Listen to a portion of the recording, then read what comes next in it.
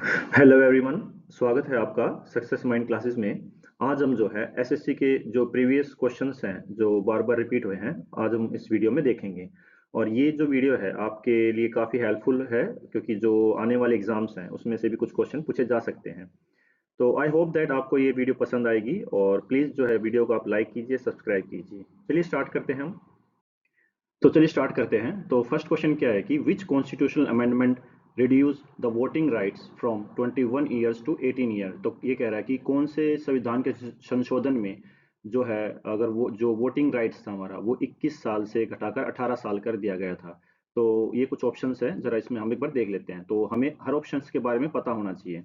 तो जो 52 जो अमेंडमेंट था वो था आपका एंटी डिफेक्शन लॉ से रिलेटेड। ठीक है, सो इसको याद रखना, एंटी डिफेक्शन, जो राजीव गांधी जी ने इसको किया था, ये किया था 1985 में। फिर बात करते हैं 36। तो 36 में क्या होता है, जो सिक्किम था आपका उसको जो फुल फ्लेज उसको स्टेट का दर्जा दिया गया था सरकार के द्वारा 1975 में। फिर आता है 62। 62 में क्या हुआ था कि जो रिजर्वेशन था, किसका, रिजर्वेशन ऑफ SC ST, उसको एक्सटेंड किया गया था 10 साल के लिए। जो अभी भी जो है आप देख रहे होंगे कि सरकार जो है समय समय पे हर 10 साल में जो रिजर्वेशन जो होता है लोकसभा राज्यसभा की सीट के लिए, वो एक्सटेंड करती रहती है। तो लास्ट में आपका ऑप्शन नंबर है 61। तो इसी अमेंडमेंट के तहत जो है आपकी जो है 21 साल से घटाकर जो वोटिंग राइट्स था वो 18 कर दिया गया था 1998 में। ठीक है, सो इसको याद रखना, राजीव गांधी जी की सरकार थी उसमें। फिर बात करते हैं हम सेकंड क्वेश्चन की। तो सेकंड क्वेश्चन क्या कहता है कि procedure for the amendment of the constitution is taken from, कि जो संशोधन की जो प्रक्रिया है, जो प्रोसीजर है, वो हमने कहाँ से लिया है। क्या वो यूएसए से लिया है, रशिया से, साउथ अफ्रीका से, या कनाडा से। तो चलो एक देखते हैं कि करके क्या क्या है इसमें। तो यूएसए से अगर हम देखें तो हमने लिए हैं bill of rights, bill of rights. और भी बहुत सारे हैं, जैसे जुडिशियल रिव्यू है, जुडिशियल रिव्यू। ठीक है, जुडिशियल रिव्यू। रशिया से हमने क्या लिया है, फंडामेंटल ड्यूटीज। आपने देखे होंगे फंडामेंटल ड्यूटीज, जो कि हमने अपने कॉन्स्टिट्यूशन में 51A के तहत उसको इंक्लूड किया गया है। ठीक है, और सरण सिंह कमेटी जो थी उन्होंने इसको क्या किया था, रिकमेंड किया था। फिर साउथ अफ्रीका, जो साउथ अफ्रीका है, तो इसका आंसर है साउथ अफ्रीका, क्योंकि प्रोसीजर ऑफ अमेंडमेंट जो हमने साउथ अफ्रीका से लिया है। कनाडा से हमने लिया कि कैसे जो है आपकी स्ट्रॉन्ग सेंटर होना चाहिए, स्ट्रॉन्ग सेंटर। ठीक है, इसको याद रखना, ये इंपॉर्टेंट है। तो मैंने इस पे एक वीडियो भी बना रखी है, फीचर्स ऑफ कॉन्स्टिट्यूशन, सो आप वो देख सकते हैं। फिर थर्ड क्वेश्चन आता है कि concept of federal system in India constitute is taken from. जो ये कंसेप्ट है, ये जो फेडरल सिस्टम वाला कंसेप्ट है, ये हमने कहाँ से लिया है, कौन से कॉन्स्टिट्यूशन की बात करें। तो क्या वो आयरलैंड जो देश है वहाँ के कॉन्स्टिट्यूशन से लिया है, या ऑस्ट्रेलिया से, जर्मनी से, या यूएसए से। तो एक एक करके हम एक बार इसमें देखते हैं। तो अगर बात करें आयरलैंड की, तो यहाँ से हमने लिया है DPSP। ठीक है, सो DPSP जो कि हमारा पार्ट 4 में आता है। सो आर्टिकल नंबर 36 से लेके आपके 51 तक। ठीक है, फिर ऑस्ट्रेलिया है, ये हमने लिया है कॉन्ग्रुएंट, जो हमारी कॉन्ग्रुएंट लिस्ट होती है। सो हमने यहाँ से ही लिया। फिर बात करें जर्मनी, तो जर्मनी में जो कॉन्स्टिट्यूशन था उसमें क्या था कि जो आपके फंडामेंटल राइट्स होते हैं वो सस्पेंड हो जाते हैं ड्यूरिंग नेशनल इमरजेंसी। ठीक है, फिर यूएसए जो है हमारा, इसका क्या है, फेडरल, तो ये इसका आंसर होगा यूएसए का। ठीक है, क्योंकि इसमें फेडरल सिस्टम जो है वो यूएसए में है। क्योंकि आपने देखा होगा यूएसए के अंदर 50 स्टेट्स है, तो हर एक स्टेट्स के दो दो आपकी जो सीट्स होती हैं, जिसमें फेडरल सिस्टम काफ़ी स्ट्रांग होता है। ठीक है, तो इसका आंसर है यूएसए। फिर बात करते हैं विच of the following statement is true regarding the Indian constitution. तो कौन सा कथन जो है इसमें सही है भारतीय संविधान के लिए। तो सबसे पहले देखते हैं लॉ मेकिंग प्रोसीजर जो है, मतलब कानून बनाने की जो प्रक्रिया, जो प्रोसीजर है, वो हमने ब्रिटेन से लिया है। या जो कंसेप्ट जो है सिंगल सिटीजनशिप का, क्या वो हमने यूनाइटेड किंगडम से लिया है। या जो कंसेप्ट जो है जुडिशियल रिव्यू का, वो कनाडा से। या जो अपॉइंटमेंट होती है गवर्नर के डिफरेंट डिफरेंट स्टेट्स में, या वो ऑस्ट्रेलिया से। तो अभी मैंने आपको बताया था कि जो यूएसए है, सॉरी यूनाइटेड किंगडम है, तो यूनाइटेड किंगडम से हमने जो है सिंगल सिटीजनशिप, हमने जो है जैसे पार्लियामेंट्री फॉर्म ऑफ जो गवर्नमेंट है वो हमने यूके से ही लिया है। ठीक है, तो जुडिशियल रिव्यू तो कनाडा का नहीं हो सकता, क्योंकि वो यूएसए का पार्ट है। ठीक है, सो ये कुछ क्वेश्चन, तो इस तरह से आप जो है अपने क्वेश्चंस को कर सकते हैं, ताकि आप आपको हर एक क्वेश्चन के बारे में थोड़ी सी जानकारी होनी चाहिए, ताकि आप जो है एलिमिनेशन कर पाए। नेक्स्ट क्वेश्चन है हमारा 5। सो फिफ्थ क्वेश्चन क्या कहता है, which government of India act has the most influence on the current constitution of India. तो कौन सा एक्ट है जिसकी वजह से जो हमारा आज का जो प्रेजेंट संविधान है उस पर ज़्यादा इन्फ्लुएंस है। तो क्या वो गवर्नमेंट ऑफ इंडिया एक्ट 1935 है, या Pitt's India act 1784, government of India act 1999, या फिर इंडियन कॉन्स्टिट्यूशन एक्ट 1909। सो सबसे तो देखो थोड़ा सा हिस्ट्री पे देखते हैं। तो जब ये 1919 में जब ये लेके आए थे इंडियन कॉन्स्टिट्यूशन एक्ट, तो उस समय तो अब बात करें तो जो ज़्यादातर जो कंट्रोल था वो तो ब्रिटिशर के पास था। तो उस समय पे जो यहाँ तक कि जो बजट के ऊपर जो चर्चा है या वोटिंग राइट भी नहीं दिए गए थे। ठीक है। फिर बात करते हैं गवर्नमेंट ऑफ इंडिया एक्ट। तो इसमें क्या हुआ था कि इसमें आपका जो ड्यूल गवर्नमेंट वाला सिस्टम जो था उसको क्या किया गया था, स्टैब्लिश किया गया था। तो अगर और भी बात करें तो इसमें थोड़ा सा जो है ओपन हुए थे, इन द सेंस कि जो फेडरल सिस्टम है वो भी अभी तक इसमें नहीं दिया गया था। फिर बात करते हैं पीट्स इंडिया की। ऑब्वियसली बात है ये तो नहीं हो सकता क्योंकि उस समय तो कंट्रोल बहुत ज़्यादा था। तो ये है आपका गवर्नमेंट ऑफ इंडिया एक्ट 1935। सो इसमें आपका फेडरल सिस्टम, इमरजेंसी, सो ये सारे के सारे प्रोविजन जो थे आपके इसमें थे। गवर्नमेंट ऑफ इंडिया एक्ट 1935 जो हमारा बेस बना है, जो करंट कॉन्स्टिट्यूशन है हमारा। ठीक है। फिर बात करते हैं आर्टिकल 17।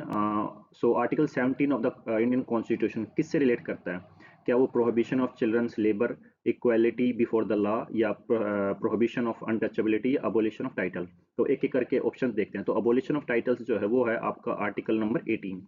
ठीक है। सो ये है प्रोहिबिशन ऑफ अनटचेबिलिटी, ये आर्टिकल 17 है। इक्वालिटी बिफोर द लॉ या राइट टू इक्वालिटी का है, ये 14 है ये आपका। और prohibition of children's of labour ये आपका आता है 23। ठीक है। सो आपका पूछा है कितना है, 17। तो ऑब्वियसली बात है ये प्रोहिबिशन ऑफ अनटचेबिलिटी। फिर बात करते हैं government under the which article prohibition of discrimination on the grounds of religious, race, caste, sex and birth place in the mention. तो ये जो आपको कथन दिया गया है, ये जो सेंटेंस दिया गया है, ये कौन से आर्टिकल से ये रिलेट करता है? सो कई बार ये मतलब ये भी पूछा जा सकता है आर्टिकल दे के, और ये भी पूछा जा सकता है स्टेटमेंट दे के। तो अभी हमने बात करी थी जो 17 है वो आपका अनटचेबिलिटी से है। तो जो आपका 14 है वो है आपका राइट टू इक्वालिटी का। ठीक है, राइट टू इक्वालिटी। और 18 क्या है आपका, ये है आपका अबोलिशन ऑफ टाइटल। और 15 में आपका आता है क्या, यही जो prohibition of discrimination on the ground of religion. So इसका आंसर होगा डी। सो फिर बात करते हैं article number 20A of the Indian constitution deal with, किससे डील करता है? ये है आपका सबसे पहले ऑप्शन की बात करते हैं, प्रोटेक्शन अगेंस्ट द अरेस्ट या detention in the certain cases, right to education, freedom of speech, या इक्वालिटी बिफोर द लॉ। तो ये 14 है। राइट टू स्पीच 19 का है। तो राइट टू एजुकेशन क्या है आपका, ये आपका होगा 21। देखो जो 21 आएगा तो राइट टू लाइफ का, जो ए आ जाता है आपका वो क्या हो जाएगा आपका, ये राइट टू एजुकेशन में। ठीक है। तो ये 2003 में जो है वाजपेयी जी की जो सरकार थी वो जो है इस समय पे राइट टू एजुकेशन को लेके आई थी। ठीक है। सो ये है आपका, सो ये आपका आंसर नहीं हो सकता। सो अब हम देखते हैं क्वेश्चन नंबर 9 क्या कहता है कि विच of the following article of Indian constitution dealt with appointment of attorney general of India. तो अटॉर्नी जनरल ऑफ इंडिया का जो अपॉइंटमेंट किया जाता है कौन से आर्टिकल के तहत किया जाता है? तो क्या वो 72 है, 74, 76 या 66? तो 72 जो है वो तो पार्डन है, मतलब कि जो प्रेसिडेंट है वो क्षमा याचना, क्षमा करता है किसको, जिसको डेथ सेंटेंस मिली हुई है। ठीक है। तो प्रेसिडेंट इस आर्टिकल का यूज करता है 72 का। तो ये नहीं हो सकता। आर्टिकल नंबर 74 है जो काउंसलिंग ऑफ मिनिस्टर जो है वो एड एंड एडवाइस करते हैं, aid and advice to president. ठीक है। फिर 76 जो है वो आपका अटॉर्नी जनरल से है। फिर बात करते हैं हम ये आर्टिकल नंबर 66, तो ये आपको वाइस प्रेसिडेंट से है ये। ठीक है, वाइस प्रेसिडेंट। फिर क्वेश्चन नंबर 10 क्या आता है, विच of the following is true about the attorney general. तो कौन सा कथन सही है अटॉर्नी जनरल से? क्या he has a right to audience in all the court of India? क्या उसके पास ये अधिकार होता है कि वो जितने भी हमारी कोर्ट्स हैं इंडिया के अंदर वहाँ पे वो जाके बैठ के और उनको सुन सके, मतलब हेयर कर सके? सो ऑब्वियसली बात है ये अधिकार उसको होता है। इन टर्म ऑफ ऑफिस, उसके ऑफिस कितने साल तक रहेगा या फिर रेम्युनरेशन क्या उसकी सैलरीज रहेंगे वो डिसाइड कौन करता है? प्रेसिडेंट। बिल्कुल ठीक है। वो एडवाइस करता है गवर्नमेंट ऑफ इंडिया को। तो ये सारे के सारे इसमें आते हैं। So which article of Indian constitution deals with the constitutional amendment. तो कौन सा आर्टिकल डील करता है संविधानिक जो कॉन्स्टिट्यूशनल अमेंडमेंट किया जाता है? ठीक है, संविधान का संशोधन किया जाता है। तो आर्टिकल नंबर 324 जो है वो तो इलेक्शन कमीशन ऑफ इंडिया से डील करता है। ठीक है। फिर आर्टिकल नंबर 352 ये है नेशनल इमरजेंसी का, नेशनल इमरजेंसी। इसको याद रखना। फिर आर्टिकल नंबर 360, तो ये है आपका कॉन्स्टिट्यूशनल अमेंडमेंट से डील करता है। फिर बात करते हैं in which of the constitutional amendment act Goa was full fledge. तो कौन से कॉन्स्टिट्यूशनल अमेंडमेंट के तहत गोवा को फुल फ्लेज जो है आपका स्टेट बनाया गया था। सो वो है आपका 56 कॉन्स्टिट्यूशनल अमेंडमेंट एक्ट 1987 में इसको बना दिया गया था। तो ये तो नहीं था 44 वाला तो, ठीक है। सो ये थे आपके कुछ क्वेश्चंस, काफी इंपॉर्टेंट थे ये। सो अब हम देखते हैं क्वेश्चन नंबर 13। तो क्वेश्चन नंबर 13 क्या कहता है कि विच of the following election is not conducted under the supervision of election of commission of India. तो इलेक्शन कमीशन ऑफ इंडिया के अगर बात करें तो सुपरविजन में कौन से इलेक्शन कंडक्ट नहीं होते हैं।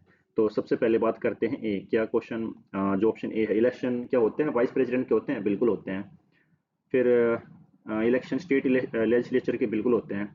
लोकल बॉडीज के नहीं होते हैं। सो पार्लियामेंट के होते हैं, क्योंकि लोकल बॉडीज के लिए तो आपके बात करें जो स्टेट के अंदर होता है, स्टेट इलेक्शन कमीशन जो होता है, ठीक है। सो वो करवाता है। ओके। सो फिर बात करते हैं ninth schedule to the Indian constitution was added. तो जो नाइन्थ शेड्यूल है आपका, वो कौन से अमेंडमेंट के तहत ऐड किया गया था, क्या वो फर्स्ट था, एट, नाइन्थ या 42। तो फर्स्ट क्या होता, देखो फर्स्ट जो हुआ था 1951 में हुआ था। ये लैंड रिफॉर्म जो हुआ था उस समय पे, उसको प्रोटेक्ट करने के लिए, ठीक है, किससे, जुडिशरी से। सो इसको नाइन्थ शेड्यूल को जो है फर्स्ट अमेंडमेंट में रखा गया था।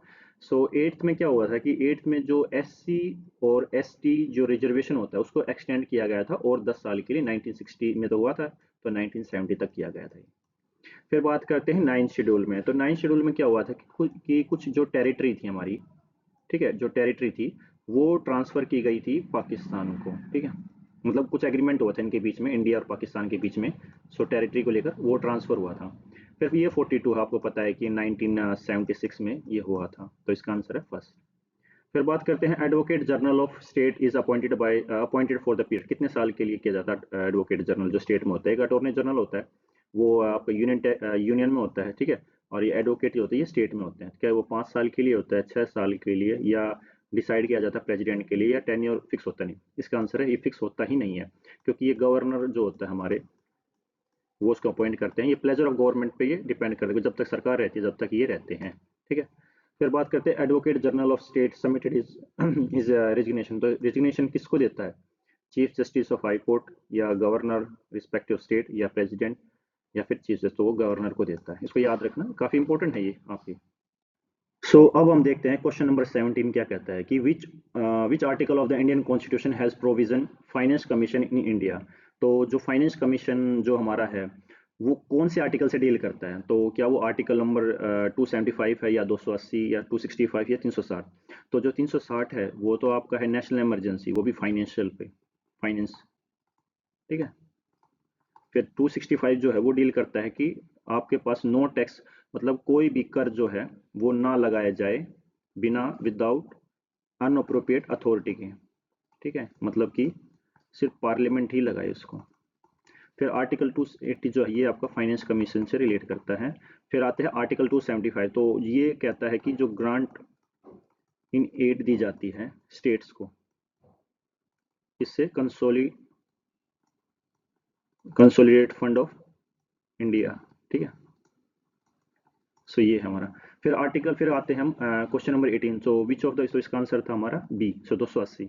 विच among the following article speak about the impeachment. तो इम्पीचमेंट कौन सा आर्टिकल्स डील करता है, जो जिसे महाभियोग भी कहते हैं, वो भी प्रेजेंट केस में। Article article number 66, article number 61, article 62, या आर्टिकल 63। सो 66 क्या कहता है कि इलेक्शन किसके, election of president, sorry vice president होना चाहिए, वाइस प्रेसिडेंट की। फिर बात करते हैं आर्टिकल नंबर 61। तो आर्टिकल नंबर 61 क्या कहता है कि जो प्रोसीजर होता है इम्पीचमेंट का, ठीक है, इम्पीचमेंट का।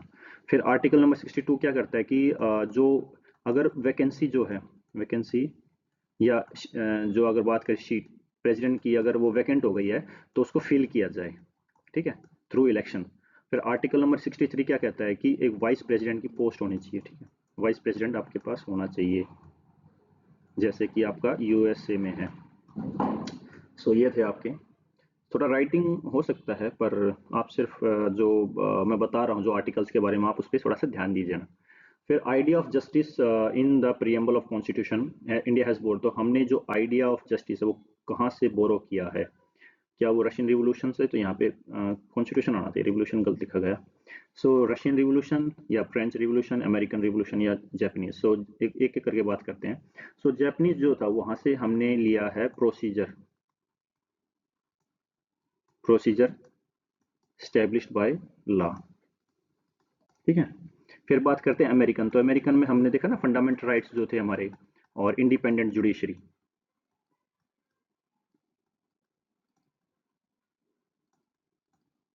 इंडिपेंडेंट जुडिशरी होनी चाहिए।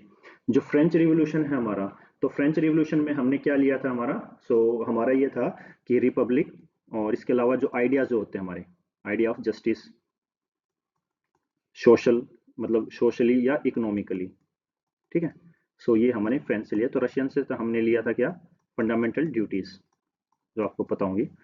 और फिर बात करते हैं विच of the following features of Indian constitution is not borrowed. हमने कौन सा बोरो नहीं किया है ब्रिटिश कॉन्स्टिट्यूशन से? क्या पार्लियामेंट फॉर्म ऑफ गवर्नमेंट किया है? बिल्कुल किया है। Cabinet form? बिल्कुल। क्या रूल्स ऑफ लॉ? बिल्कुल किया है। जो कॉन्ग्रुएंट लिस्ट है वो हमने नहीं की है, ये ऑस्ट्रेलियन से है हमारा, ठीक है, ऑस्ट्रेलियन कॉन्स्टिट्यूशन से है ये। ये थे आपके जो क्वेश्चंस जो थे इंपॉर्टेंट इंपॉर्टेंट, जो आपके प्रीवियस ईयर में क्वेश्चन आए हुए हैं। और ये आर्टिकल्स बेस्ड जो क्वेश्चन मैंने लिए थे, ताकि आपके थोड़ा सा रिवीजन हो जाए और आपके जो अपकमिंग एग्जाम्स हैं उसमें काफ़ी हेल्पफुल हो। आई होप दैट आपको ये जो वीडियो है पसंद आई होगी, और आप इसको बार बार देखिए, और इसको जो क्वेश्चन किस तरह से अटैम्प्ट किए जाते हैं पर उसको अप्रोच आप देख सकते हैं। Thank you everyone. आप प्लीज़ लाइक कीजिए और सब्सक्राइब कीजिए।